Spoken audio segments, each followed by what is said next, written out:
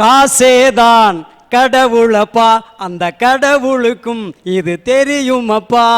கைக்கு கை மாறும் பணமே, உன்னை கைப்பத்த நினைக்கிது மனமே.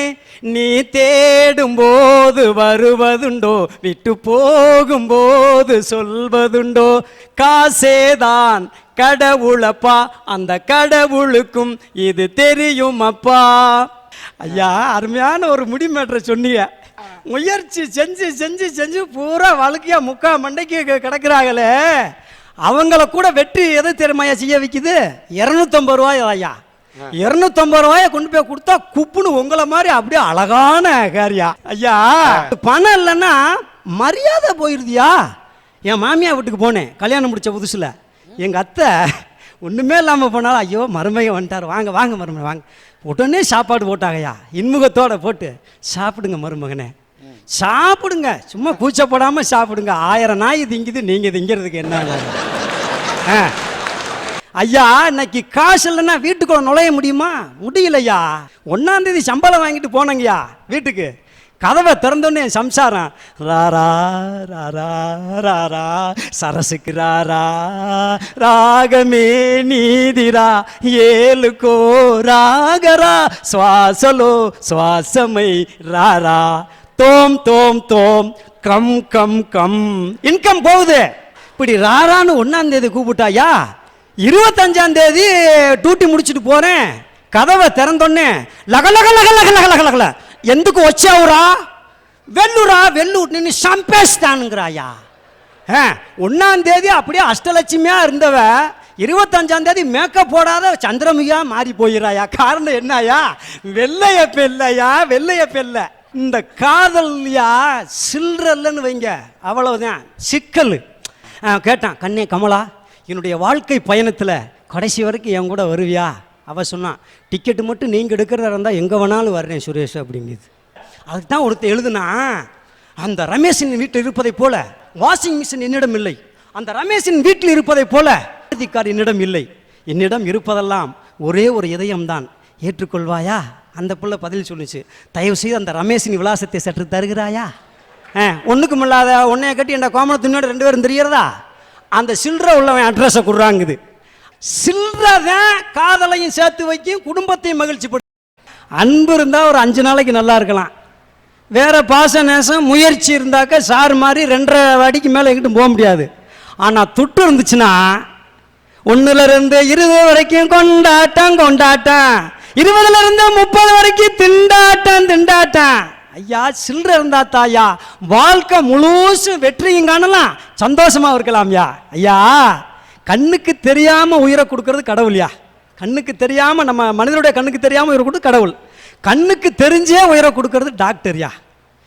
அதனால தான் குழந்தை பிறந்து படிச்சுக்கிட்டு இருக்க நேரத்தில், தம்பி நீ டாக்டர் ஆகணும், தம்பி நீ என்ஜினியர் ஆகணும், நீ வக்கீல் ஆகணும் அப்படின்னு தான் சொல்லுவாங்க. ஏன்னா அதுதான் பூரா சில்லறையை வசூல் பண்ற ஒர்க்கு, தெரியுதுங்களா?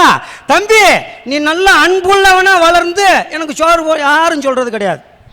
ஐயா, ஒரு டாக்டர் ஐயா வந்தாருங்க, அற்புதமா ஒரு விஷயத்தை சொன்னாரு, கண் தானம் பண்ண சொன்னாரு. இப்படிப்பட்ட நல்ல டாக்டர் இருக்கிறதுனால தான் ஐயா ரொம்ப பேர் நல்லா இருக்கிறான். ஆனா ஒரு சிலரால தர்ம ஆஸ்பத்திரிக்கு போனா அடாடாடாடா, ஒரு நர்ஸு கவர்மெண்ட் ஆஸ்பத்திரியில் பதறிக்கிட்டு ஓடியாந்துச்சு. டாக்டர் டாக்டர், என்னம்மா அந்த சின்ன கத்திரிக்கோளை காணாம் டாக்டர், அந்த 9ஆம் நம்பர் பேஷண்ட்டில் ஆப்ரேஷன் பண்ணோம்ல வயிற்றுலேயே வச்சு தச்சு விட்டீங்க போல இருக்கு அப்படின்னு. That's all. ஏன் பதறீங்க? இப்போ என்ன ஆகி போச்சு? பரவாயில்லம்மா, நாளைக்கு போஸ்ட் மார்ட்டத்தில் எடுத்துக்கிட்டா போகுது. எங்கே உயர போகிறார் அவரு? அங்கிட்டு சுற்றி இங்கே தானே வருவார். அதாவதுயா, கவர்மெண்ட் ஆஸ்பத்திரியில் கூடயா சில்லறையை வெட்டினா தாயா வேலை நடக்குது. நான் மிகவும் அன்பானவன், என்னை எப்படியாவது காப்பாற்றுங்கள்னாக்க விஷ ஊசி போட்டு கொண்டு விடுவார். இங்கே கீழே கூடி 10 ரூபாயை வெட்டு, சும்மா அப்படியே சிக்கி சிக்கி பூம் பூம், சிக்கி சிக்கி பூம் பூம், சிக்கி சிக்கி சிக்கி சிக்கி பூம் பூம். எங்கே சொல்லுது? சில்லறையை வெட்டினால சில்லறை இல்லாமல் நான் முயற்சி செய்கிறேன் அப்படின்னாக்கா உடனே மேலே போயிருந்துருவார் வெள்ளக்கா. அதனாலதான் என்ன கிருஷ்ணன் பாடினாரு, எங்கே தேடுவேன் பணத்தை, எங்கே தேடுவேன் உலகம் செழிக்க உதவும் பணத்தை, எங்கே தேடுவேன். என்ன கிருஷ்ணன் பாடு கேட்கணும்ல ஐயா. தர்மம் எடுக்கிறவன் ரோட்ல தர்மம் எடுக்கிறவே உணர்ந்துருக்காயா, அதை எப்படியாச்சும் பணம் சம்பாதிக்கணும். போன வாரம் கோயம்புத்தூர் பஸ் ஸ்டாண்டில் இறங்குறேன். சார் ஒரு 500 இருந்தால் பிச்சை கொடுங்கண்ணா. ஏண்டா என்னடா 1 ரூபா 2 ரூபா தான் பிச்சை கேட்பாங்க, நீ 500 கேட்குறீங்க. ஒன்றும் இல்லை சார், நாளைக்கு கடைசி தேதி இன்கம் டேக்ஸ் கட்டணுங்கிறேன். பார்த்து ஒரு பிச்சைக்காரனுக்கு தெரிஞ்சிருக்குதியா. திருடனே வீட்டுக்குள்ளே வர்றாயா, திருடன் வந்துட்டான். திருடன் வந்தோடனே என்ன செய்கிறான்? அன்பு இவரை தூக்கு அப்படின்னு நான் சொல்கிறேன். ஓ முயற்சி அவரை தூக்கு, பேங்க்கில் அடகு வைக்கலாம்னு நான் சொல்கிறேன். பீராவை திருட முதல்ல அழுறாங்கிறாயா. திருடன் கூட இந்த பணம் இருந்தால் தான் இந்த உலகத்தில் சமாளிக்க முடியும், வெற்றி பெற முடியும் நினைக்கிறானே. அந்த வெற்றியை அந்த மகிழ்ச்சியை பெறணும்னா பணம் ஒன்னாலதான் முடியும். தாயின் கருவறை முதல்ல கல்லறை வரைக்கும் துட்டு இருந்தா தாயா வெற்றி மகிழ்ச்சி எல்லாமே. கண்மணி அவள் கண்மணி, பெண்ணு பெண்ணா இருந்தா கண்மணி தான் பெண்மணி தான். இன்னைக்கு இருக்கிறாங்களாங்கிறதா என்னுடைய தாரக மந்திரம். வீட்டில 1 சொன்னா 9 சொல்றா. சின்ன விஷயம் ஈர பேனாக்கி, பேனை பெரிச்சாலியாக்கி, பெரிச்சாலிய பெருமாளாக்கி, பெருமாளுக்கு பெண் பார்க்கறா. நான் ஒண்ணு அறிவு இருக்கான்னு கேட்டேன், அவ்வளவுதான். ஒரு சின்ன சமாச்சாரம் சண்டை வந்து உனக்கு அறிவு இருக்கான்னு கேட்டேன். சொன்னா பாருங்க, உனக்கு அறிவு இல்ல, உங்க அம்மாவுக்கு அறிவு இல்ல, உங்க அப்பாவுக்கு அறிவு இல்ல, உங்க அண்ணன் தம்பிக்கு அறிவு இல்ல, உங்க குடும்பத்துக்கே அறிவு இல்லைன்னா. உண்மையை தானே சொல்லியிருக்காங்க அப்படின்னு நினைச்சுக்கிட்டீங்களா? ஆனா வாசம் தாங்க. வழுக்க உழுதுன்னு எங்கேயாவது பொம்பளைக்கு வழுக்க உழுந்து பார்த்திருக்கீங்களா? உடாது, ஆம்பளைக்கு தான். ஏன்னா இல்ல ஆராய்ச்சி எப்படியா பண்றீங்க, போட்டு ஆராய்ச்சி பண்றீங்களா? குடும்பஸ்தன் சொல்றோம்ல, இங்கிலீஷ்ல என்ன பேரு குடும்பஸ்தனுக்கு? ஃபேமிலி மேன் பேரு. பே முழி மேன் அர்த்தம்.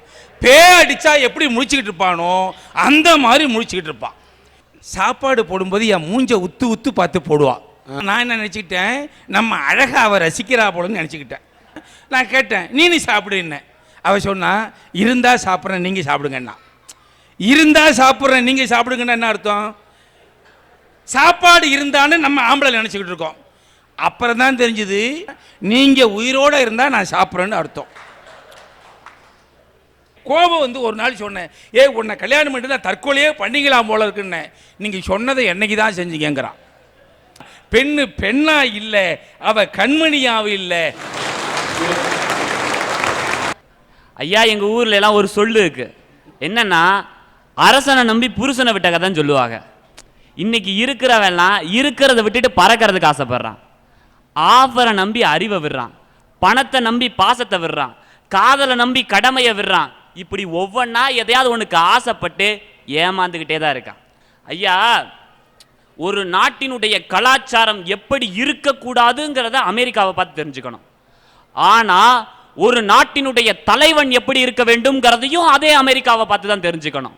ஏன்னா அந்த நாட்டில் குடிமக்கள் எப்படி இருந்தாலும் சரி, அந்த நாட்டினுடைய தலைவன் ஒழுங்கா இருக்கும்னு அவன் ஆசைப்படுறான். ஒரு தலைவர் அமெரிக்காவையே கட்டி ஆள்கின்ற அந்த பில் கிளின்டன் ஒரு சின்ன தவறு செய்துட்டாருங்கிறதுக்காக அவர் அவமானப்படுத்திய நாடு. அந்த அளவுக்கு அங்கு தலைவர்கள்லாம் ஒழுக்கமா இருக்காங்க. இங்கு தலைவர்கள்லாம் ஒழுக்கமா இருக்காங்களா? ஐயா, அந்த காலத்துல ஜீவானந்தம்ங்கிற ஒரு தலைவர் இருந்தார். ஜீவானந்தத்தினுடைய தாய் இறந்து போகின்றால் அந்த தாயை எரிக்கிறதுக்காக கொண்டு போறாங்க. அந்த தாயினுடைய உடலை சுற்றி கதராடை இருக்கு. ஜீவானந்தம் பார்க்குறாரு, பார்த்துட்டு சொல்றாரு, அந்த கதராடையை எடுத்துட்டு ஒரு பாலிஸ்டர் துணியை போடுங்கிறாரு. என்னையா இப்படி சொல்றீங்களே அப்படின்னு போய் கேட்கறதுக்கு அவர் சொல்றாரு, என்னுடைய தாய் எரியும் பொழுது கூட என்னுடைய கதராடை எரிந்து விடக்கூடாதுன்னு சொன்னாரே. அப்படிப்பட்ட தலைவர் இருந்தாங்கல்ல. இன்னைக்கு அப்படிப்பட்ட தலைவர்கள் இருக்காங்களான்னு கேட்டா இருக்காங்க. அவங்கள நீங்க தேர்ந்தெடுக்கிறீங்களான்னு கேட்டா கிடையாது. அது அந்த காலம். இப்பொழுது இருப்பது எந்த காலம்? தமிழ்நாட்டின் கஷ்ட காலம். பூமியில வாழ்றவங்க எல்லாம் வாழ்க்கையை ஜெயிக்கிறது கிடையாது. வாழ்க்கையில சரி எது தப்பு எதுன்னு தெரிஞ்சுக்கிறவங்க மட்டும்தான் வாழ்க்கையை ஜெயிக்கிறாங்க.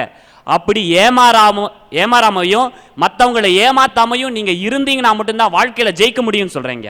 நேற்று காந்திபுரம் பஸ் ஸ்டாண்ட்ல நான் ஒரு பொண்ணை பார்த்தேன். இன்னொன்னு நான் சொல்ல வர இந்த விஷயத்துக்கு கரெக்டா எப்படி எந்திரிக்க? இல்ல, ஒரு பொண்ணை பார்த்தாரு, அடுத்த நாள் அந்த பொண்ணு தற்கொலை பண்ணிட்டு. நேற்று காந்திபுரம் பஸ் ஸ்டாண்ட்ல நான் ஒரு பொண்ணை பார்த்தேன். இன்னைக்கு பார்க்கல, அதுக்காக நான் கவலைப்படல. ஆனா இந்தியா கவலைப்படணும். நான் ஒரு பொண்ணை பார்க்கலங்கிறதுக்காக, அதாவது இந்த போத்திராஜ் ஒரு பொண்ணை பார்க்கலங்கிறதுக்காக இந்தியா கவலைப்படணும். ஏன்னா நான் மட்டும் அந்த பொண்ணை பார்த்துருந்தா ஓகே பண்ணியிருப்பேன். அந்த பொண்ணுக்காக இன்னொரு தாஜ்மஹாலை கட்டியிருப்பேன். இன்னொரு தாஜ்மஹால் இல்லையேன்னு இந்தியா கவலைப்படணுமா, நான் கவலைப்படணுமா? நீ தாஜ்மஹாலை கட்டிக்கிட்டாரு, அவளை எவனா ஒருத்தன் கட்டிட்டு போயிடுவான். என்ன போத்திராஜ் என்ன பண்ணாப்புல, நேரா டாக்டர்கிட்ட அழைச்சிட்டு போனேன் அப்படின்னாப்புல. சரின்னு டாக்டர்கிட்ட அழைச்சிட்டு போனேன். டாக்டர்கிட்ட போய், சார் பசிக்குது ஆனா சாப்பிட முடியல, தூக்கம் வருது ஆனா தூங்க முடியல, கை கால்லாம் ஒரே நமைச்சலா இருக்குன்னாரு. உடனே சொல்லிட்டு, சார் இது லவ் தானே அப்படின்னு இந்த ஆளே கேட்டான். அதுக்கு டாக்டர் சொன்னார், போடா மூதேவி, இது பன்னி காய்ச்சலோட அறிகுறிடா, முதல்ல போய் பெட்ல சேர்றானாரு. அந்த பார்ட்டி இது பார்த்து எட்ட நில்லுங்க. இந்தியாவில் ஏன் பாசம் அதிகமாக இருக்குன்னா, இந்தியா அன்புங்கிற தாரக மந்திரத்தை கையில் எடுத்திருக்கு. ஒருத்தனோட உயிரை எடுக்கணும்னா வில் அம்பு விடணும், ஒரு பொண்ணோட இதயத்தை எடுக்கணும்னா காதல் அம்பு விடணும். வாழ்க்கையில் ஜெயிக்கிறதுக்கும் அன்பு தேவை, காதலில் ஜெயிக்கிறதுக்கும் அன்பு தேவை. அதனால தான் இளைஞர்கள்லாம் காதலில் ஜெயிக்கிறதுக்கு அன்புங்கிற தாரக மந்திரத்தை கையில் எடுத்திருக்காங்க. எங்கள் ஐயா என் மேலே வச்சிருக்க பாசத்தை மாதிரி இந்த உலகத்தில் எந்த ஐயாவும் அம்புட்டு பாசம் மா மேலே வச்சிருக்க மாட்டார். நான் முதல்ல என் காலேஜ் கிளம்பி போகும்போது எங்கள் ஐயா என்னை பார்த்து கோண்டு அழுதார். எப்போ எம்மளை இம்புட்டு பாசமானு நான் கேட்டேன். அதுக்கு எங்கள் ஐயா சொன்னார், அட தருதலை, நீ என்கிட்ட இருந்து பிரிஞ்சு போய் அதை நினச்சி அழுகலை, நீ படித்து முடிச்சுட்டு வந்த உடனே எனக்கு கல்யாணத்தை முடிச்சு வைன்னு ஒத்த காலம் நின்றுட்டு அழுவியே, அதை நினச்சிட்டு நான் அழுகுறேன். உன் அழகுக்கு ஏற்ற மாதிரியா ஒரு பொண்ணை என்னால் தேடி கண்டுபிடிக்க முடியாது, அதனால் படித்து முடிச்சுட்டு வரும்போதே உனக்கு ஏற்ற மாதிரி ஒரு பொண்ணை கூப்பிட்டு வந்துருந்தார். காலேஜுக்கு போகிற மகன் திரும்பி வரும்போது பொண்ணோட தான் வருவேன்னு சொல்லிட்டு வந்தேன். ராசா ஐயா போத்திராஜா, நம்ம இருக்கிற அழகுக்கெல்லாம் இந்தியாவில் நீ காலேஜ் படிச்சுன்னா பொண்ணு கிடைக்காதியா, சவுத் ஆப்பிரிக்காவுக்கு போனா தான் நம்ம நேரத்துக்கு கிடைக்கும். ஆமாம் போத்திராஜா, இதே மாதிரி நிறைய இடத்துல பழகிட்டே இருந்தீங்கன்னா போத்தி ராஜாவா இருக்க மாட்டேன், கூடிய சீக்கிரம் புள்ளி ராஜாவாயிடுவேன். சரி ஐயாட்ட இப்படி சொல்லிட்டுமே அப்படின்னு சொல்லிட்டு காலேஜில் போய் நானும் ஒரு வருஷமா பண்ணி பார்த்தா ஒன்றும் செட் ஆகலை. நீங்கள்லாம் வண்டியை ஓட்டணும்னா 8 போட்டு காமிக்கணும், நான் பொண்ணுங்க முன்னால் 16 போட்டு காமிச்சேன். அப்படி இருந்தும் ஒன்றும் செட் ஆகலை.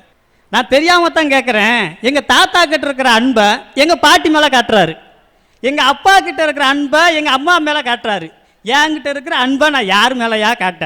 பொண்ணு மேலே தானையா காட்ட முடியும்? உங்க தாத்தா உங்க பாட்டிக்கு தாலி கட்டிட்டாரு, உங்க அப்பா உங்க அம்மாவுக்கு தாலி கட்டிட்டாரு, அதனால பாசம் காட்டார். நீ தாலி கட்டிட்டியா?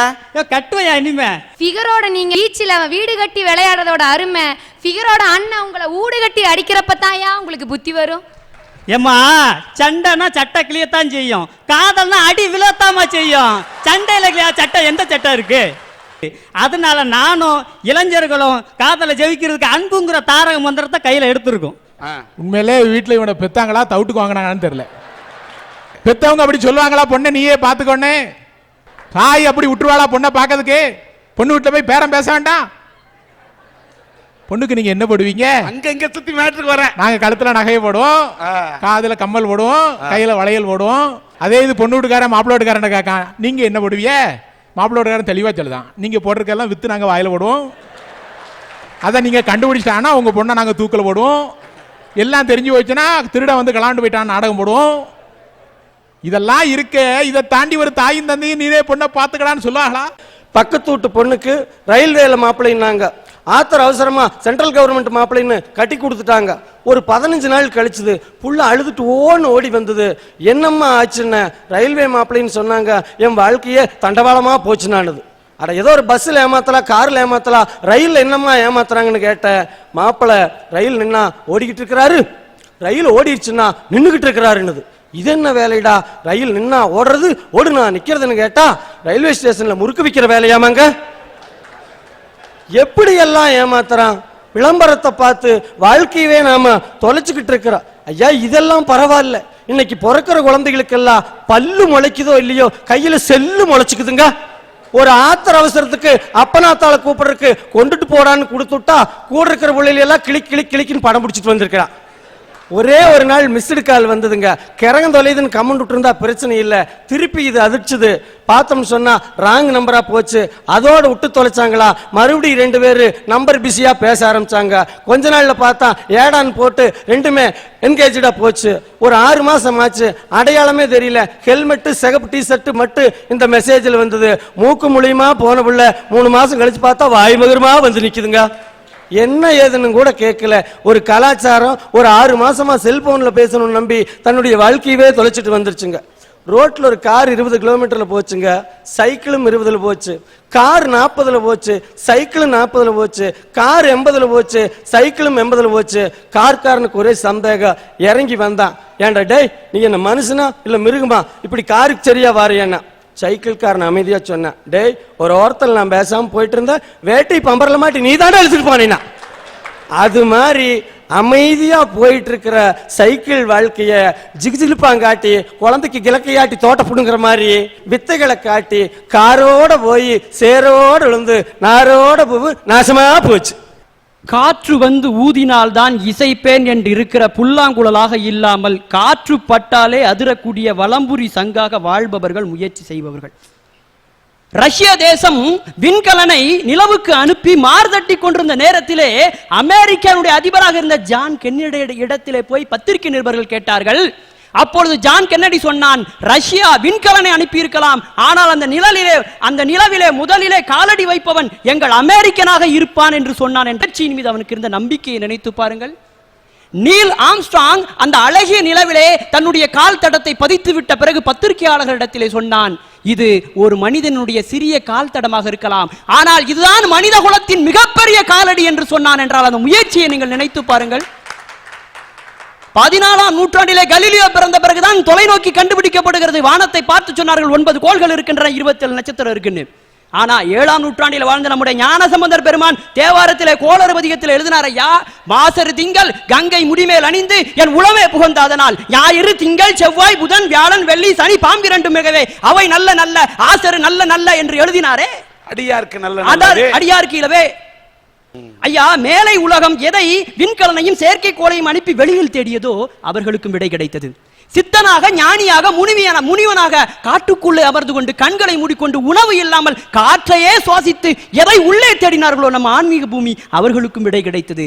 காரணம் இரண்டிலுமே முயற்சி இருந்தது.